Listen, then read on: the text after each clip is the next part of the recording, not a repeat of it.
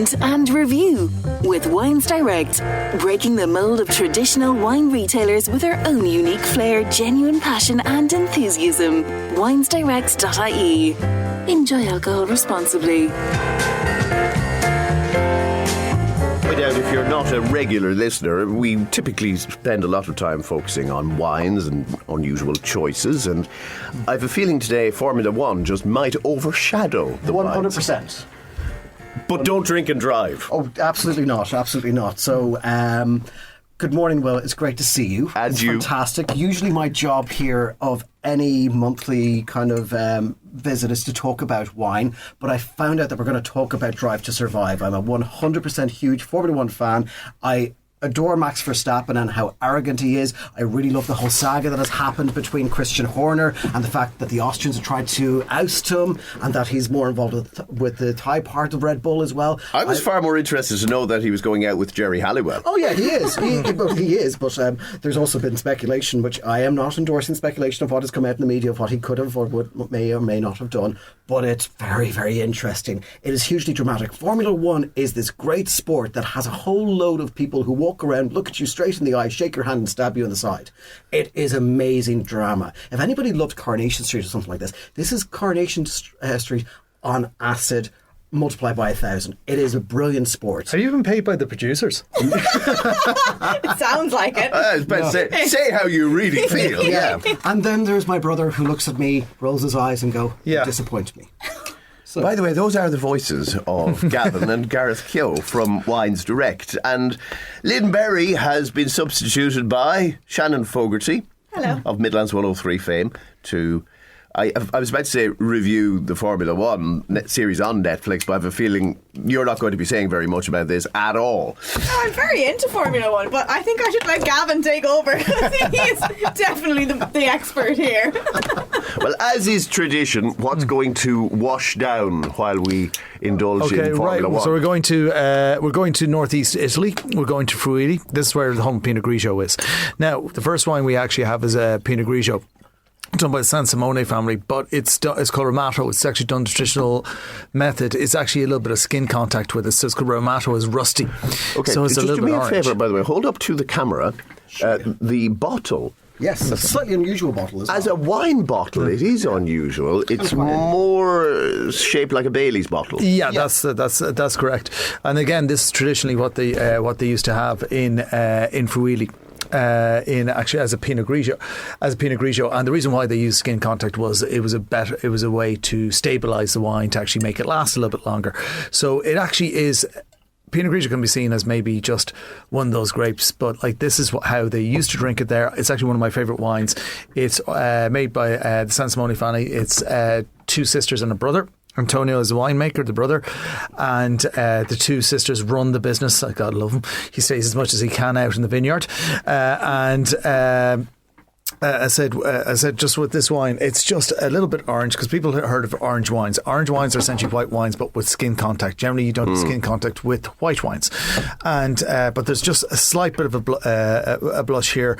Does it make any impact on flavour?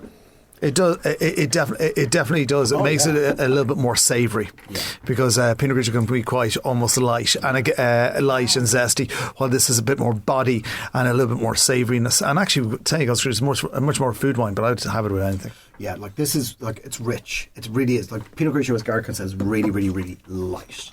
So, and it's able to go with anything. This has a bit more richness to it, which it's not going to scare anybody in terms of kind of being overly powerful or anything. But it's. For me, it's luscious and it's fantastic. Isn't that the appeal of Pinot Grigio? That if you've got people coming over and you don't really know what sort of wine they prefer, Pinot Grigio is always a safe bet. It's a light wine. It's a crisp wine. It's very much there. But again, it's a name that everybody knows. And do you know why Pinot Grigio is so popular? No. Sex and the City. It's Cosmopolitans and Pinot Grigio. Yeah, that's where it came from. That's actually where it came from. And it's... As a result, a lot of, essentially I think what people are looking for is when they come in saying, right, I recognise that grape variety, because there's like in Italy alone there's about 600 varieties grown commercially, and some of them are completely unpronounceable, but you go in there, it's a Pinot Grigio, it's light, it's crisp, this should be something that if you're having people over that won't scare the horses. But no, look, You meant sip. I did sip. You did sip It's a big many sip. times. But I look, love Pinot Grigio, I'm not going to lie. It's good, one of my favourite. this is better than anything else that you're going to have. So, Yeah. like, so many people kind of come to me and go, "I don't really know a lot about wine." Like, that's okay. I know what I like. I drink Pinot Grigio or I drink Sauvignon Blanc, and I like that. What else can I have? So here is your natural. Just let's have a step away from where you currently feel comfortable. So.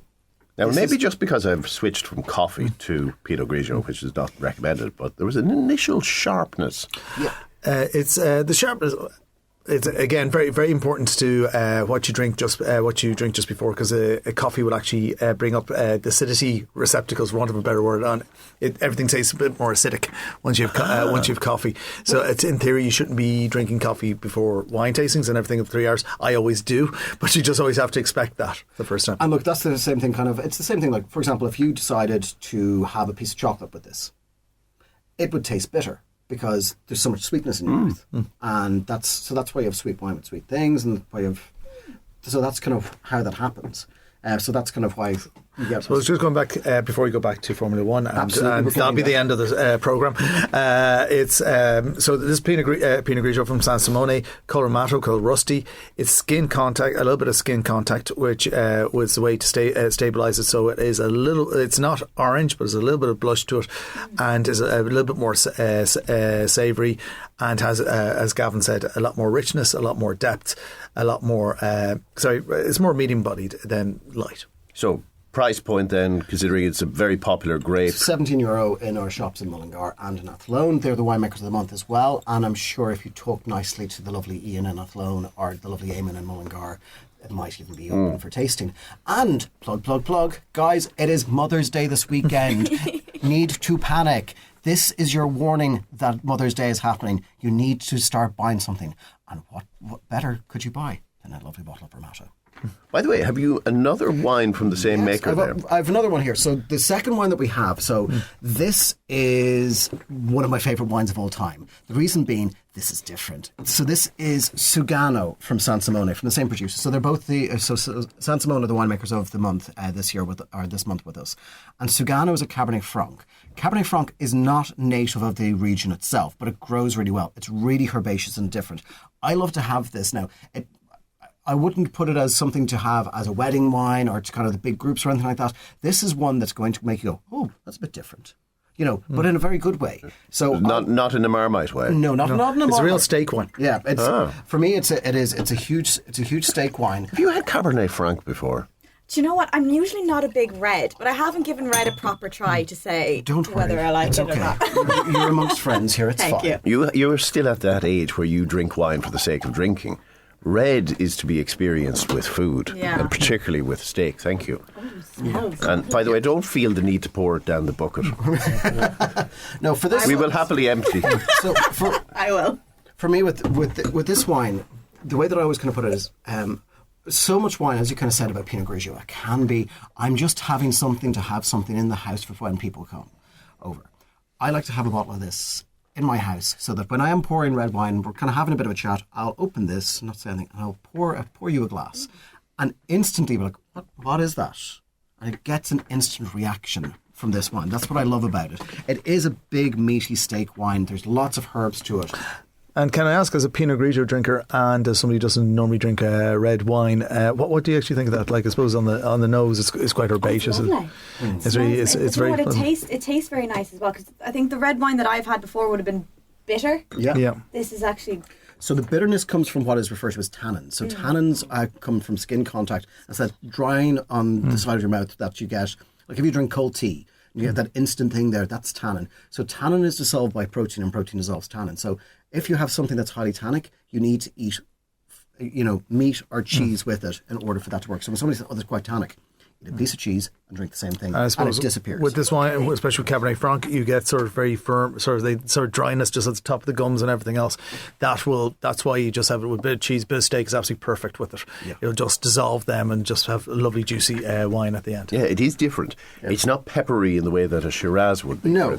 But you're similar kind of. It's more kind of white pepper than it is the kind of black pepper there. Yeah, no. Did I sound like I knew what I was talking about? You really did. I was very impressed. Well done, Will. Very, very good. So some of it soaks in eventually. The knowledge, I mean, not the wine.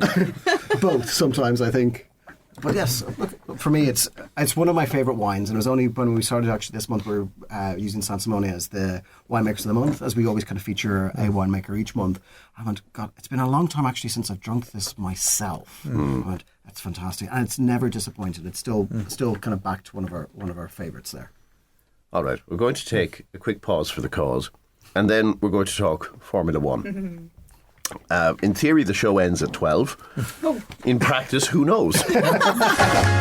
Rewind and review with Wines Direct, celebrating the sheer joy that exceptional wine brings and its power to forge connections among people. winesdirect.ie.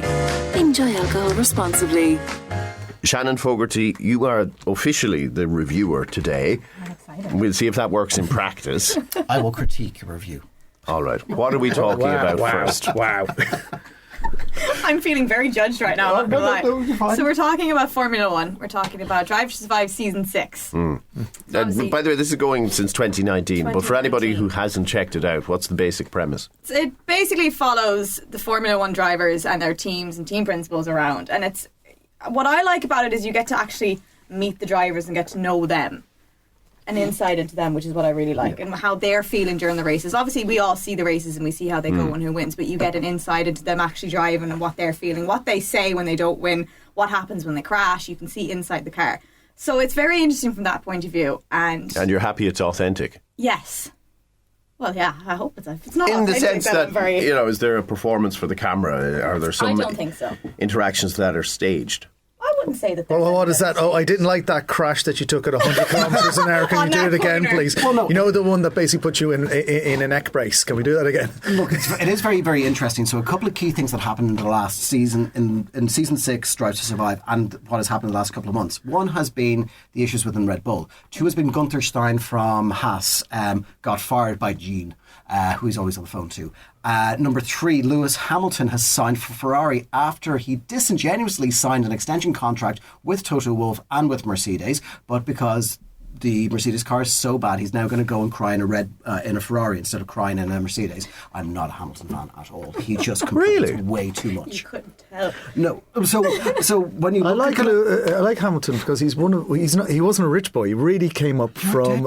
You really came up from the estates. And he did do well, but I think he was at his peak for so long that it was when it started to go wrong, instead of being humble about it and going, right, what can we fix? He kind of was like a child and threw his toys out of the pram and went, I'm perfect, the car isn't right. Yeah. Now, to be fair, the last year and looks like this year's Mercedes are not exactly great cars, and there's speculation that the technical director from Red Bull is going to migrate over to Mercedes as well, but there's all that kind of stuff that's always going around. So to bring it back a bit, just for people who don't know anything, how many teams are you really talking about? So you're 10 teams, but then as well, there's 2 teams, which is Visa, Cash App, Toro Rosso, are also owned by Red Bull. So Red Bull have the number 1 team and also a junior team as well within the same thing. So you'll have a lot of people kind of giving out that Red Bull have 2 teams. So there are 10 teams there. It's incredibly expensive to get into it as well. Like the likes of Ryan Reynolds has invested into what is now Alpine, which was Renault. You have, it's a star-studded event anytime that you go to a race as well to see anything. What's with him and buying up teams? Ryan He's Reynolds got Wrexham in the first division. Ryan Reynolds also owns, I think it's Mint Mobile in the States. I could be wrong if it's Mint or whatever, but he is incredibly wealthy and has made some incredibly good financial decisions upon where to point his wealth. I hate him even more now. Yeah, I know. and he's married to Blake Lively, who is stunning, absolutely stunning. And fair play to him. He also he's nice. Yeah, he's nice. He's funny. He also went out with Alanis Morissette. Indeed. That's ironic. Yeah, and apparently the very last, that secret song at the end of that album, Jagged Little Pill, apparently it was written about him. Anyway, I digress. Random bits of information that I know. Back to Formula One. So we really did digress. No, my reason about the authenticity, my reason for asking, I love the Grand Tour, formerly Top Gear. The three boys going around doing their stunts. Brilliant. But over the years, you could see it became more and more contrived and scripted. Yes. And this is season 6, and I'm wondering, is some of it put on? I would say don't think, no. I would say just there are a couple of things that, like for example, Gunther Stein from Haas turns around to camera on season 6 and kind of goes, "Oh well, it's not going to work. I'm not going to do this. I'm not going to tell Gina I'm not doing this." Apparently, then he gets fired, or did he get a sponsor for 20 million and decide to leave himself? That seemed very good. You know, the scene where Jerry Halliwell and Christian Horner are standing in their living room with their kids with Santa Claus, and Santa Claus looks at him and goes, "Has Daddy been a good boy this year?" And you're kind of going, that is very, very. And why is it? So there was an internal investigation into conduct by Christian Horner. Now, what has transpired, what's come out in the press, I am not going to put my hands up and say that he's done anything. I would like to believe that he has not done a thing in the world. Yes. For the sake of our libel insurers, I prefer you didn't. Exactly. And I'm a huge fan of Christian Horner. I think he's very straight-laced in a lot of respects. But it was just, you know, I thought that was definitely put in there because of what's happened, you know, and... You know, then you get kind of Lewis Hamilton on kind of going, yeah, well, you know, my contract's up, isn't it? And I'm not really sure if I'm happy and the car's not very good and I don't feel anybody's listening to me. And then, dun, dun, dun, he goes over to Ferrari. You know, so, you know, I kind of felt that they were kind of like last minute cuts thrown in the last, which would probably, you know, can be done.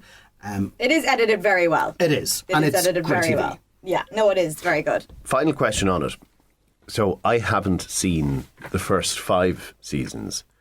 Would you have to go to the beginning, or could you jump in and just watch season 6? I think you can jump in. And in fact, would some of the old material be redundant and out of date? I feel like it look, if you want to watch Lewis Hamilton win a lot, I don't.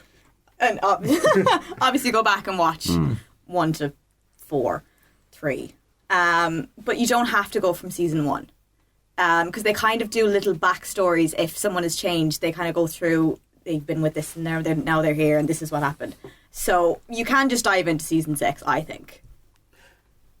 I would also agree that you can dive into season 6. Personally, as an F1 nerd, I like going back to season 1 and going, oh God, that's been Danny Rick. Oh, do you remember when he was with Red Bull and he was a good driver? Who's he with now? Oh, sorry, where did he come on 17th? Was he driving? Gareth. A year? Please tell me you've got nodding. more wine. Yeah, I really do. Sorry. I went into the zone there.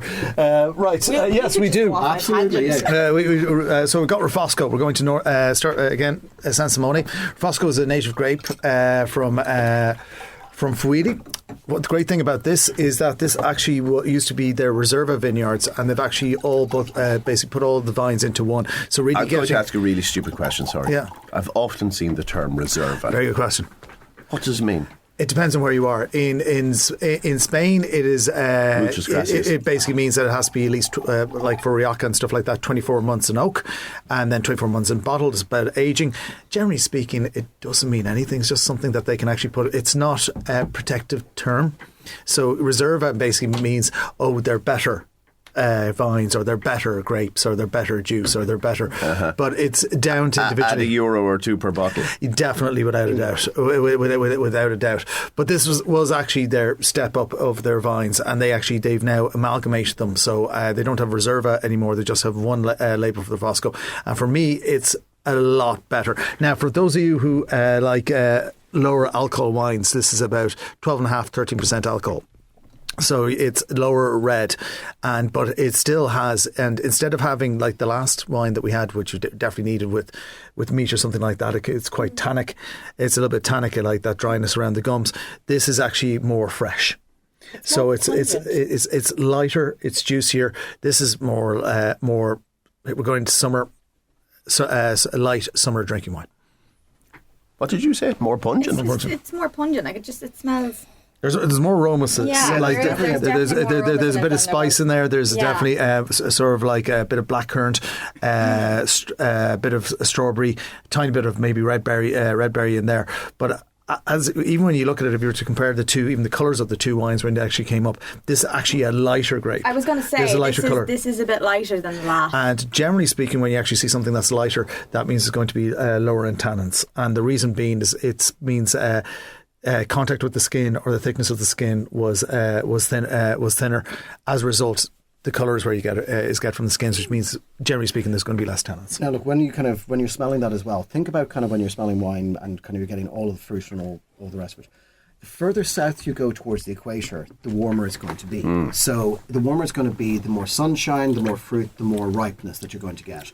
When you go further north, like into northern Burgundy, it's going to be leaner, much thinner, lighter varietal. So that's kind of when you go down to the likes of Puglia and you have, very big kind of wines there. They are almost raisined, and that's because of sunshine.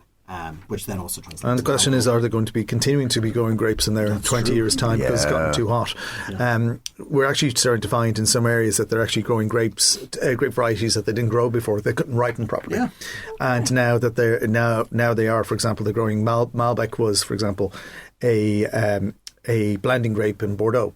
They're now doing single varietals because it never really ripened properly, but now it ripens properly. Same here as well. Rofosco was a very difficult grape, but now it ripens properly. Why? Because they're getting hotter and hotter summers. 100 years from now, we could have Pinot Midlanzo. You could do, as long as was it the Atlantic drift that we're getting up from the bay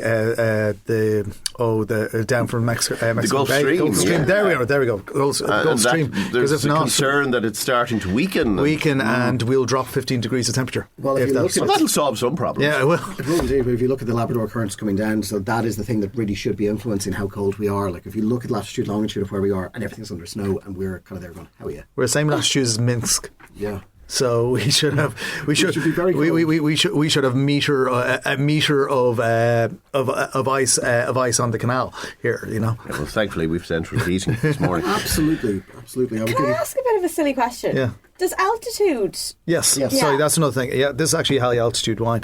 For every 10 meters you drop a degree. 100 meters you drop a degree in temperature, and as a result, so that's why a lot of people are actually growing vines higher and higher up mountains. And actually, there's some guys buying wine, some winemakers buying wine. They bought 10 years ago, a land in up in the Pyrenees that is completely unsuitable for growing grapes at the time, but is now still not suitable. But they're saying in the next 10 years they'll be able to start growing grapes there. So just to let you know, the Rofosco there that you tried is $14.40 on offer at the moment, down from €16. The Sigano is $15.95, down from $17.75, not €18. And then the Romato is on offer as well at $15.95 versus $17.75. Oh, wow. Available in Mullingar, Athlone, and online on winestrike.ie. And everybody, please remember, it is Mother's Day. Mother's Day, very important. Which brings the programme to a close at, look, the stroke of 12. My goodness. So Gareth and Gavin Thank from you very much. winesdirect.ie, Shannon Fogarty from Midlands103.com. Thank you very much for your time. Sinead of the Hubbles put it all together, and we'll be here tomorrow for a very special broadcast for International Women's Day. Rewind and review with Wines Direct, redefining the wine retail experience with our witty charm and lively personalities. winesdirect.ie. Enjoy alcohol responsibly.